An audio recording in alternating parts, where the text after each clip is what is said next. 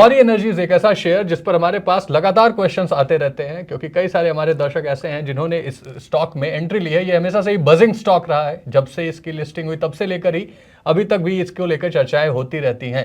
लेकिन worry energies आज क्यों चर्चा में बना हुआ है? दरअसल अगर हम इसके ईयर टू डेट रिटर्न की बात करें तो वहां से हमें स्टॉक में 20% की गिरावट देखने को मिली है। अगर इसके 52 वीक हाई से कंपेयर करें तो वहां से भी स्टॉक तकरीबन 40% तक लुढ़क चुका है। ऐसे में इसको लेके क्या कुछ नई अपडेट्स आई हैं, वॉरी एनर्जीज की वैल्यूएशन अभी फिलहाल कैसी लग रही है और स्टॉक में करना क्या चाहिए, इस पूरे मुद्दे पर बातचीत करने के लिए मेरे साथ मेरे सहयोगी संदीप ग्रोवर जी जुड़ चुके हैं। सर बहुत बहुत स्वागत है आपका। बहुत धन्यवाद, thank you sir. Worry energies को लेके क्या अपडेट अभी आई है और आज ये स्टॉक फिर से चर्चा में क्यों बना हुआ है? खबरों में तो ये शेयर रहता ही है, चाहे वो हमारे दर्शक सवाल पूछ रहे हो, किसी को लॉस हो रहा हो या कोई और अपडेट हो, लेकिन आज इसको लेकर 2 अपडेट्स हैं जिस वजह से स्टॉक फोकस में है। पहला तो ये कि 25 फरवरी को इन्होंने खुद ही अपडेट दिया है स्टॉक एक्सचेंज को कि 25 फरवरी को इनके रजिस्टर्ड ऑफिस और इसकी जो सब्सिडरी कंपनी है वारी रिन्यूएबल टेक्नोलॉजीज, इन दोनों के ऊपर आईटी की सर्चेस हुई हैं, जांच हुई है। और ये 25 फरवरी इन्होंने बोला था, आई थिंक 3:45 बजे के आसपास शुरू हुआ था मामला, 8 बजे तक चला और उन्होंने कहा था कि उसके बाद भी शायद ये आगे बढ़ता हुआ दिख सकता है। तो एक तो ये खबर होगी कि आईटी की जो छापेमारी कह लीजिए, जांच कह लीजिए, सर्चेस चल रही हैं, वो एक खबर है। उसके साथ साथ इनको एक 410 MWP सोलर मॉड्यूल सप्लाई करने का एक ऑर्डर मिला है। ABREL EPC, ये आदित्य बिरला रिन्यूएबल की सब्सिडरी कंपनी है ABREL EPC के नाम से, और ये जो ऑर्डर मिला है इनको वो FY26 की शुरुआत से इसकी जो सप्लाई है वो शुरू होती हुई दिखेगी। तो 2 खबरें हैं जिस वजह से ये फोकस में है।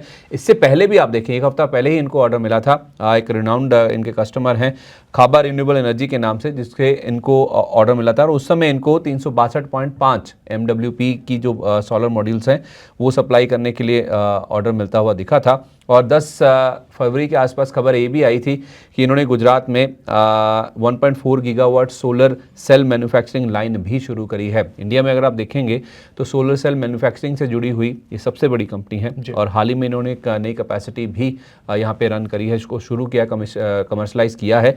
लेकिन उसके बावजूद भी आप देखेंगे स्टॉक में गिरावट रुकने का नाम नहीं ले रही। जैसे आप कह भी रहे थे कि YTD यानी कि इस साल ही 22% गिर चुका है, जो हाइज बनाए थे वहाँ से 40% के आसपास का फॉल इसमें देखने को मिल चुका है। तो खबरें अच्छी आ रही हैं, इनके नंबर्स भी आप फाइनेंशियल्स भी देखेंगे काफ़ी प्रॉमिसिंग थे, काफ़ी स्ट्रांग नंबर्स इन्होंने पोस्ट किए थे, लेकिन उसके बावजूद भी स्टॉक रुकने का नाम नहीं ले रहा। जी सर, लेकिन एक जो लगातार सवाल उठ रहे थे कि वैल्यूएशन एक कंसर्न रहा है, इतनी गिरावट के बाद क्या ये स्टॉक अब सस्ता हो चुका है, सस्ते PE मल्टीपल पर मिल रहा है? वैसे अगर आप देखेंगे जो आपके सामने लिस्ट आ भी रही है कि इनके जितने भी पीयर्स हैं, वैसे तो इसका जो डायरेक्ट पीयर है वो प्रीमियर एनर्जीज ही है, क्योंकि सोलर सेल मैन्युफैक्चरिंग से जुड़ी हुई ये कंपनी है। इसमें आप चाहें तो बाकी कंपनी को भी जोड़ सकते हैं, सुजलॉन हुआ, आइनॉक्स विंड हुआ, अदानी ग्रीन हुआ या NTPC ग्रीन हुआ।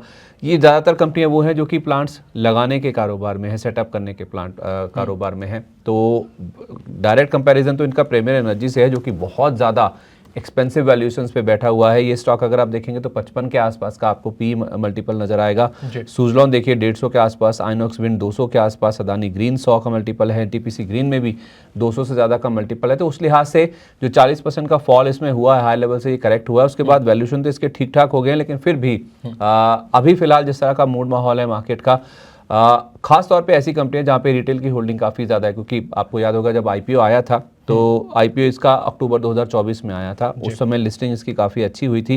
2500 रुपये के भाव पर ये लिस्ट हुआ था 66% प्रीमियम पर। तो जिस तरह से लिस्टेड एक्सपेक्टेड, हालांकि वैसी लिस्टिंग नहीं होती, लेकिन फिर भी 66% प्रीमियम के साथ ये लिस्ट हुआ था, क्योंकि 1500 रुपये के आसपास का इशू प्राइस था।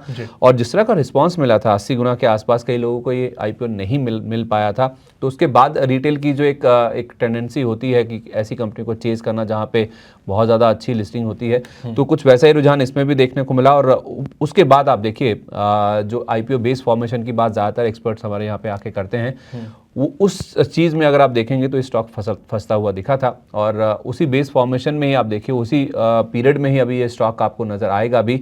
और एक ज़्यादातर एनालिस्ट जो आते हैं वो IPO हाई एक स्ट्रैटेजी ज़रूर मेंशन करते हैं कि वो स्ट्रैटेजी आप लगा के रखिए। IPO के बाद जब IPO लिस्टिंग होती है, जो हाई बनता है, अगर वो कोई भी स्टॉक उसके नीचे फिसल जाता है तो फिर किसी भी स्टॉक के लिए उसके ऊपर टिके रहना या फिर दोबारा रिकूप करना अपने लॉसेस को काफ़ी मुश्किल हो जाता है, और वो स्ट्रैटेजी काफ़ी हद तक कामयाब होती भी है। तो वैल्यूएशन वाइज देखा जाए तो कोई ऐसे कंसर्न्स नहीं है। लिस्टिंग अगर आप देखेंगे तो 2500 पे हुई थी और उसके बाद ये 3700 रुपये तक चला गया था। जी। तो 2500 वाला 3700 या 1503 वाला 3700 हो गया था। तो उस लिहाज से देखा जाए तो 2.5 गुना से ज़्यादा ये ऑलमोस्ट हो गया था अपना जो इशू प्राइस था उसके मुकाबले। और जहाँ पे लिस्टिंग हुई वहाँ से भी ऑलमोस्ट 50% का और रन अप इसमें आता हुआ दिखा। तो ज़बरदस्त एक्शन इस स्टॉक में बनता हुआ दिखा था। यूफोरिया बहुत है एक समय रिन्यूएबल एनर्जी स्पेस की कंपनीज को लेकर। एनटीपीसी ग्रीन में भी हमने काफ़ी अच्छे गेंस बनते हुए देखे और आप अभी देख भी रहे हैं कि एनटीपीसी ग्रीन किस तरह से 100 रुपये के नीचे फिलहाल कारोबार करता हुआ दिख रहा है। तो वैसा ही कुछ जो एक्शन है इस स्टॉक में भी देखने को मिल रहा है। और ज़्यादातर एक्सपर्ट्स ऐसा मान रहे हैं कि भले ही इसके जो वैल्यूशंस ठीक हो गए हैं, हाई लेवल से करेक्ट हो गया, लेकिन उसके बावजूद भी आप देखेंगे तो ये स्टॉक अभी भी आपको सस्ता नहीं नज़र आ रहा है। और जो आईपीओ बेस फॉर्मेशन वाला जो एक फेज़ है वो ज़रूर इस स्टॉक में प्ले आउट होता हुआ दिख रहा है। जी, लेकिन अगर हम सर पूरे रिन्यूएबल एनर्जी स्पेस को ही देखें, जो आपने लिस्ट भी डाली है, जो दर्शक भी देख रहे हैं, पी मल्टीपल एक कंसर्न बना हुआ है। क्या रिन्यूएबल एनर्जी स्पेस पे ऐसा लग रहा है आपको कि लोगों का बहुत ज़्यादा भरोसा है? क्योंकि इतनी महंगी वैल्यूएशन, अच्छे खासे करेक्शन के बाद भी अगर आप प्रीमियर एनर्जीज को देख ले 55,870 मल्टीपल पर अगर ये पीई के काम कर रहा है, तो काफ़ी महंगे वैल्यूएशन रिन्यूएबल एनर्जी स्पेस में हमें देखने को मिल रहा है। बिल्कुल है, क्योंकि फ्यूचर यही है और फ्यूचर में जो पूरा पैसा है इसी चीज़ पे लग रहा है। देखिए कोई भी देश है, चाहे वो इंडिया ही हो जिसका पावर डिपेंडेंस बहुत ज़्यादा है, मतलब पावर की डिमांड बहुत ज़्यादा है, ग्रो भी काफ़ी तेज़ी से हो रही है, लेकिन कोई भी देश ये नहीं चाहेगा कि वो कोयले के ऊपर या फॉसिल फ्यूल्स के ऊपर अपनी डिपेंडेंसी रखे। आने वाले समय में जितने भी ज़्यादा जो इन्वेस्टमेंट्स हो रहे हैं, अभी भी हमारे देश में थर्मल पावर पर निवेश हो रहे हैं। ऐसा नहीं है कि पूरी तरह से बंद हो गए, लेकिन जो ज़्यादा टेंडेंसी है या फिर फ्यूचर कह लीजिए या फिर जो स्ट्रीमलाइन हो रहे हैं सारे इन्वेस्टमेंट्स, वो रिन्यूएबल एनर्जी की तरफ ही हो रही हैं। यही कारण है कि आपने देखा प्रीमियर एनर्जीज को इतना अच्छा रिस्पांस देखने को मिला। जो एनटीपीसी ग्रीन में भी हमने जो पूरा रुझान बना, या अदानी ग्रीन भी अगर इतने अच्छे वैल्यूएशंस पे ट्रेड करता है तो इसी वजह से होता है, क्योंकि इस पूरे स्पेस को लेकर जो एक फोकस है या फिर जो थ्रस्ट है वो काफ़ी ज़्यादा है। सरकार भी इसके ऊपर काफ़ी ज़्यादा फोकस्ड है, जिस तरह के टारगेट्स वो लेकर चल रहे हैं रिन्यूएबल एनर्जी में एडिशन के, पावर एडिशन को लेकर। तो उस वजह से जो वैल्यूएशंस है, जस्टिफाइड तो मैं नहीं कहूँगा, लेकिन हाँ ये जरूर है कि जिस तरह का थ्रस्ट है, जिस तरह से पूरा वो फ्यूचर उसी के ऊपर है, वो एक फैक्टर है जिस वजह से हम देख रहे हैं कि इस तरह के वैल्यूएशंस यहाँ पे मिलते हैं। और हाँ, एक करेक्शन की वजह ये भी है, एक तो बाजार गिरा है, दूसरा ट्रम्प साहब की ओर से अगर आप देखेंगे तो रिन्यूएबल एनर्जी स्पेस को लेकर कोई बहुत ज़्यादा उत्साह नहीं है, वो ज़्यादा उत्साहित नहीं है, इस वजह से भी स्पेस में करेक्शन आया जी। और करेक्शन के बाद भी हम देख रहे हैं कि अच्छी खासी वैल्यूएशन अभी भी बनी हुई है। तो जो एक प्रॉब्लम लगातार डिस्कस की जा रही थी कि वैल्यूएशन हाई है और करेक्शन के बाद उसमें सुधार हो जाएगा, रिन्यूएबल एनर्जी स्पेस में फिलहाल वो चीज़ तो नहीं दिख रही है। अडानी ग्रीन अगर हम देखें 52 वीक हाई से सर ऑलमोस्ट 50% करेक्ट हो चुका है, उससे ज़्यादा ही करेक्ट हो चुका है जी। लेकिन फिर भी अभी 100 के आसपास मल्टीपल पर ही काम कर रहा है। लेकिन coming back to the topic, वॉरी एनर्जीज पर हम बात कर लेते हैं। आपने इसका बिजनेस समझ लिया, लिस्टिंग की डिटेल्स भी जान ली, क्यों आज बज़ में है ये भी जान ले, लेकिन अब सबसे अहम सवाल का जवाब आपके दे देते हैं कि इसके शेयर में क्या करना चाहिए। सर क्या कह रहे हैं हमारे एक्सपर्ट्स? देखिए लगातार हमारे एक्सपर्ट जो कहते आ रहे हैं, जब भी कोई एक्सपर्ट जुड़ता है दर्शकों के सवालों के जवाब देते हैं, उनका व्यू वहीं पे मेंटेन्ड है। एक तो मैंने जैसे आपको बताया कि आईपीओ हाई स्ट्रैटेजी, ये ज़्यादातर एनालिस्ट अपनाते हैं कि जो आईपीओ के बाद हाई बन गए, अगर वो लेवल्स ये पार नहीं करता, या आईपीओ के दिन जो हाई बन जाता है अगर वो लेवल ये पार नहीं करता या उसके ऊपर नहीं सस्टेन करता या उसके नीचे आ जाता है, फिर ये नेगेटिव हो जाता है चार्ट्स के ऊपर। तो कुछ ऐसा ही रुझान हम देख रहे हैं। मैंने 2 लोगों से बातचीत करी, इनफैक्ट हम लगातार बात करते ही रहते हैं शोज़ पे हमारे कि इस स्टॉक को लेकर क्या करना है, क्योंकि सवाल बहुत ज़्यादा आते हैं। स्टॉक में उत्साह बहुत ज़्यादा निवेशकों का स्टॉक को लेकर। तो अंशुल जैन जी से जब मैंने बात करी तो उनका ये कहना था कि इनफैक्ट पिछले थर्सडे को ही बात हो रही थी, तो मैंने उस समय भी नोट किया था, मैंने दोबारा भी उनसे पूछा, उन्होंने कहा था कि 2300 रुपये का जो लेवल है, अगर वो पार हुआ तो 2420 तक ये जा सकता है। तो 2300 का एक थ्रेशोल्ड था जो उन्होंने बोला था कि ये पार हुआ तो फिर आप जरूर इसमें अपसाइड आते हुए देख सकते हैं। लेकिन आज भी आप देखें, जो आज का इंट्राडे हाई है वो 2298 रुपये का है। ऊपर खुला था, ऊपर टिक नहीं पाया, और जहां खुला 2297 के आसपास खुला, 2297 के आसपास खुलने के बाद 2298 रुपये का इसने इंट्राडे टॉप बना दिया, और उसके बाद से स्टॉक गिर रहा है, अभी 2200 रुपये के आसपास है। तो उस लिहाज से ये हाई लेवल्स पे सस्टेन नहीं कर पा रहा। 2300 का लेवल पार करना बहुत इंपॉर्टेंट है। अब वो कह रहे हैं कि इसमें आप बिकवाली करके चलिए, और भी डाउनसाइड इसमें बची हुई है, आप 1 से 2 महीने का समय दे दीजिए, इसमें 1700 रुपये तक के जो लेवल्स हैं वो भी देखने को मिल सकते हैं, यानी कि 500 रुपये का और फॉल आ सकता है, ऐसा अंशुल जी का मानना है। और प्रदीप हल्दर जी से भी बातचीत हो रही थी, क्योंकि जिस दिन वो आए थे उस दिन भी हमारे किसी दर्शक का सवाल आया था। उन्होंने कहा था कि ये जो 2580 का लेवल है, ये आईपीओ हाई वाली स्ट्रैटेजी है, ये इन्होंने ही बताई थी कि जब ये 2580 का लेवल जब तक पार नहीं हो जाता है तब तक दूर रहिए इससे, छूना भी नहीं है इसको, तभी आप इसमें खरीदारी करके चलें, क्योंकि वही फिर से जो पैटर्न है वो बुलिश सेंटीमेंट बनता हुआ देखेगा, बुलिश पैटर्न फॉर्मेशन बनता हुआ दिखेगा।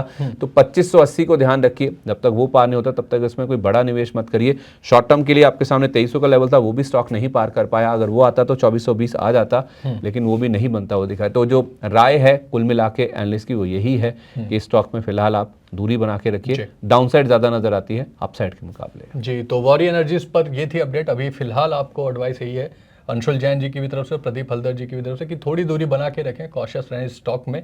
वॉरी एनर्जीज अच्छा खासा करेक्शन, लेकिन फिर भी अभी वैल्यूएशन कंसर्न बने हुए हैं। ये थी इसकी पूरी अपडेट जो जिसकी वजह से आज ये फिर से एक बार चर्चा में था। आपका इस पूरे मसले पर क्या व्यू है हमें कमेंट में ज़रूर बताएं। आपको डिस्कशन कैसे लगी ये भी आप हमें कमेंट में बताएं, ताकि हम इसको और भी इंप्रूव कर सकें और कुछ और नए पॉइंट्स भी अपनी चर्चाओं में ऐड कर सकें। तब तक के लिए हमें दीजिए इजाज़त, और बिजनेस से जुड़ी हर अपडेट के लिए देखते रहिए मनी 9।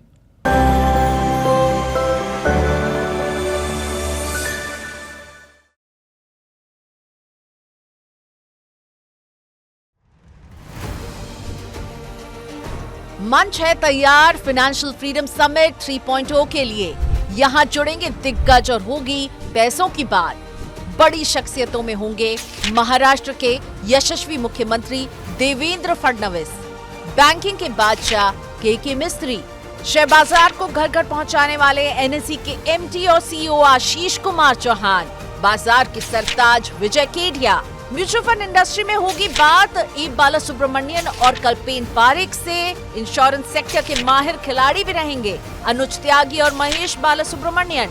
इन्वेस्टमेंट से लेकर म्यूचुअल फंड तक, देश की इकोनॉमी से लेकर इंश्योरेंस तक, आर्थिक जगत और पर्सनल फाइनेंस के हर मुद्दे पर बेबाक राय रखेंगे एक्सपर्ट्स।